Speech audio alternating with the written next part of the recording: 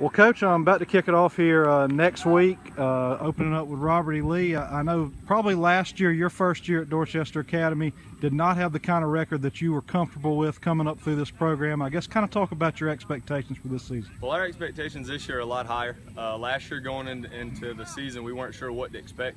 I was told that we were going to struggle, and a lot of people expect us to struggle a little bit more than we actually did. Last year, after 8 games, we were 2 games away from being region champs, and we dropped those 2 games. But just being in that position was a confident booster for the guys that were coming back. As far as this year goes, our main goal is to have a home game in November. That's what we're shooting for. We have a big senior class. We have 11 seniors this year. All of them were with us last year, so they went through the bumps last year, and they're kind of ready. They're out to prove a point this year. I know that you've got a few nice pieces coming back on offense. Kind of talk about how you're looking there.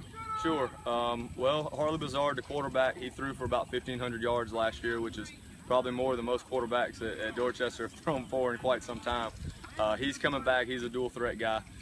One of our running backs, Jacob Reeves, he's coming back. And the good thing this year is he'll be a one-way player. We won't have to worry about him on defense, and that's going to save him a little bit. Four returners on the offensive line, and I think that'll be a big boost for us as well. All right, going over to the defensive side, I guess where do you see yourself as strongest there, and what do you need to improve on? Well, we have a lot of skill guys. You know, we feel very confident against a passing team. Spread teams don't concern us. No huddle teams don't really bother us either.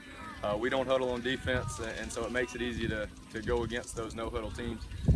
You know, power running games have given us trouble in the past, but this year we're a little bit bigger up front, so we should be able to kind of combat that a little bit. We've put some new wrinkles in. Obviously, after we got beat by some of those kind of teams last year, we had to change some things up.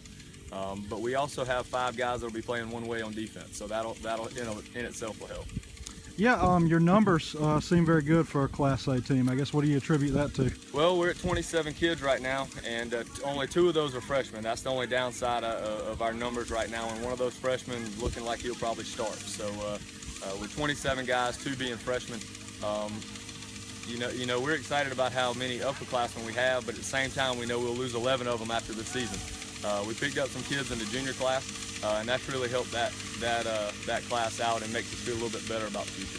Such a big senior class, do you kind of feel like maybe this is a window of opportunity, a year that you might want to try to do something? Sure, absolutely.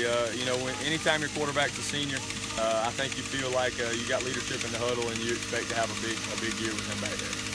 You brought in a former head coach to be on your staff. I guess what has been the impact of Ryan Bishop? It's been great. He's a guy we can kind of turn it over to if we had to. We knew we were missing some pieces on the offensive line last year, so we went out and found a pretty competent offensive line coach is what we found. And the kids love him, the kids respect him, and they listen to anything he says. He's going to be a huge help. You know, with 4 returners up front and having size, we want to run the football, and that's where we're going to lean on Coach Bishop.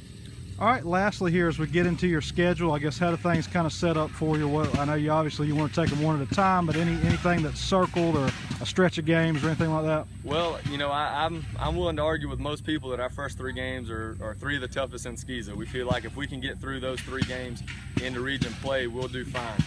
Open it up with Robert E. Lee, Williamsburg, and Holly Hill, that's a tough task. So we'll know about ourselves pretty quick.